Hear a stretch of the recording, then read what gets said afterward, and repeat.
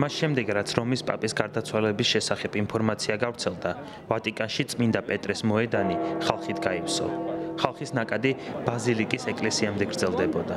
ისინი სალოცავად იქ შეიკრიბნენ, სადაც რამდენიმე დღით ადრე თავად პაპი ფრანცისკე სააღდგომოდ ლოცულობდა. 12 საათზე რომის პაპის სულის მოსახსენიებლად ზარები დარეკეს.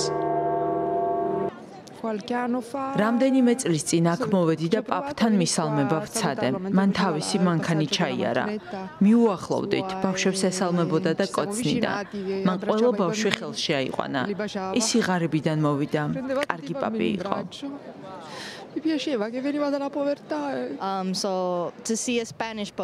ესპანურენოვანი პაპი, რომელიც არგენტინიდან ჩამოვიდა. მისი გარდაცვალება ძალიან სამწუხაროა. აქ სააღდგომო წირვაზე ვიყავი. მისი ნახვა ბოლოს მაშინ იყო შესაძლებელი. ის მე და მელაპარაკა. მე პარაგვაიდან ვარ, ის არგენტინიდან. ცოტა ვისაუბრეთ. მასთან ერთად სურათი გადავიღე. მან ცოტა ისაუბრა და შემდგომ გულზე მიმიკრო. მას ჰქონდა შესანიშნავი ქრისტიანული მიდგომა. ამავე დროს მას ჰქონდა ძალა ეჩვენებინა გზა მათთვის, ვისაც ყველაზე მეტად სჭირდებოდა დახმარება.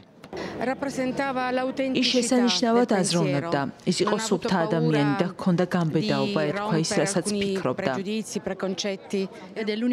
ჩემთვის ის ისტორიაში ყველაზე თავმდაბალი პაპია. ის ერთადერთია, ვინც ეკლესიასთან მართლა დამაახლოვა.